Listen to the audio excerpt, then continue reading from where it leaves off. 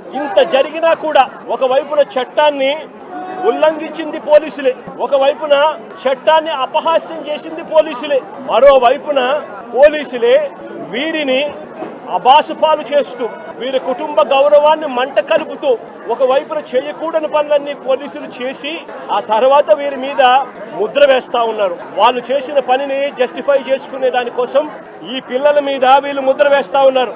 సంఘ విద్రోహ శక్తులుగా, నేరస్తులుగా, గంజాయి బ్యాచ్ గా, రౌడీలుగా వీళ్ళ మీద బురద వేసే కార్యక్రమం చేస్తా ఉన్నారు. నేను అడుగుతా ఉన్నాను ఒకటే, ఆ పాత కేసులకు దీనికి ఈ ఘటనకు ఏం సంబంధమో అని అడుగుతా ఉన్నా. వీరి మీద ఏదైనా పాత గతంలో ఏదైనా కేసులు ఉండొచ్చేమో నాకు తెలియదు, కానీ ఆ పాత కేసులకు ఈ ఘటనకు ఏం సంబంధం అని అడుగుతా ఉన్నా. ఈ ఘటనలో జరిగింది ఏమిటి అని అడుగుతా ఉన్నా. ఈ జరిగిన ఘటన పాత కేసులకు ఏం సంబంధం అని అడుగుతా ఉన్నా.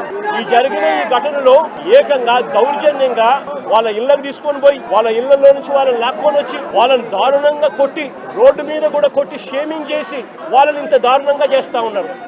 నేను అడుగుతా ఉన్నాను ఒకటి, ఇలా వక్రీకరించి వ్యక్తిత్వ హరణం చేస్తూ తప్పును ఒప్పుగా చూపించే ప్రయత్నం చేస్తా ఉన్నా ఇదే పోలీసులను అడుగుతా ఉన్నా. ఈ విక్టర్ అనే పిల్లాడు జూనియర్ అడ్వకేట్ కాదా అని అడుగుతా ఉన్నా.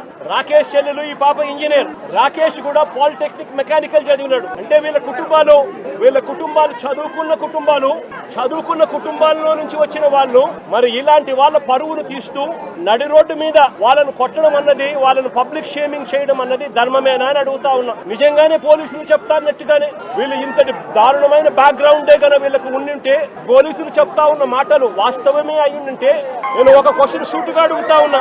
అసలు మంగళగిరి తెనాలి వారు కూడా కాదు, ఇక్కడ మంగళగిరి వారిని తెనాలికి తీసుకొచ్చి ఇక్కడ కొట్టారంటే దాని అర్థం ఏమిటి? అంటే దాని అర్థం పోలీసులు చెప్తా ఉన్నటన్ని అవాస్తవాలు అని చెప్పడానికి ఇంతకన్నా నిదర్శనం అవసరమా అని అడుగుతా ఉన్నా.